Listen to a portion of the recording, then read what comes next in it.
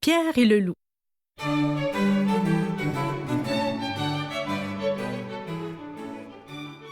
Il était une fois, Pierre, un jeune garçon qui vivait à la campagne avec son grand-père. Un beau matin, Pierre ouvrit la porte du jardin et s'en alla jouer dans le grand pré vert. Sur une branche d'arbre, très haut perché, un petit oiseau gazouillait gaiement. « Tout est calme ici! »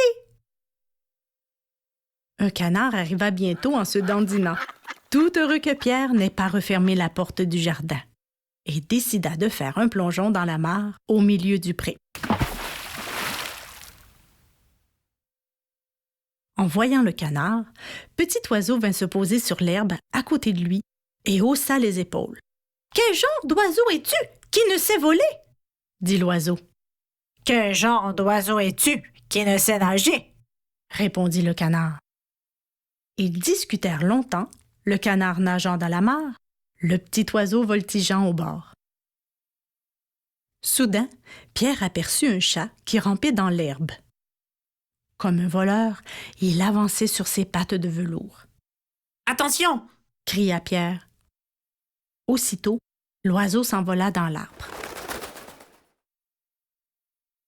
Tout à coup, le grand-père apparut.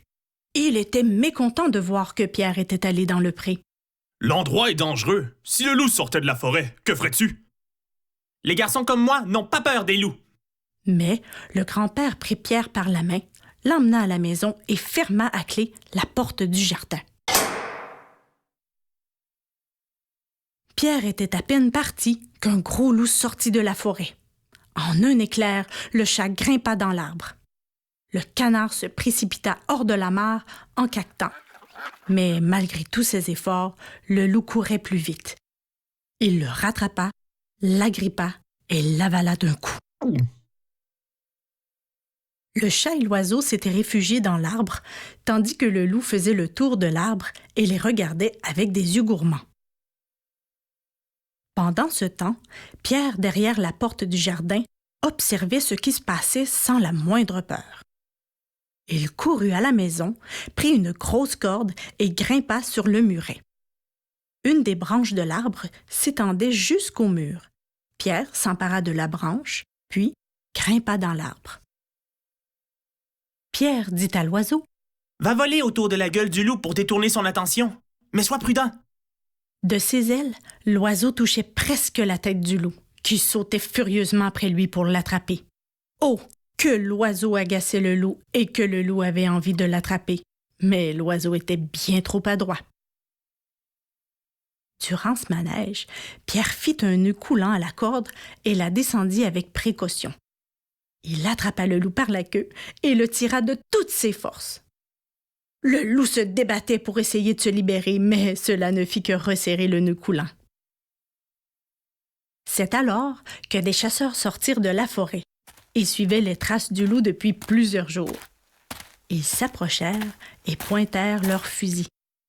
Pierre leur cria: « Ne tirez pas! Petit Oiseau et moi avons déjà attrapé le loup. Aidez-nous à l'emmener au zoo. » Tous, à la queue leu-leu, ils emmenèrent le loup. Pierre marchait en tête, accompagné des chasseurs transportant le loup, suivi du chat et du grand-père mécontent qui marmonnait: « Et si Pierre n'avait pas attrapé le loup, hein? Qu'est-ce qui serait arrivé? » Au-dessus d'eux, l'oiseau volait en gazouillant gaiement. « Comme nous sommes braves, Pierre et moi! Regardez ce que nous avons attrapé! »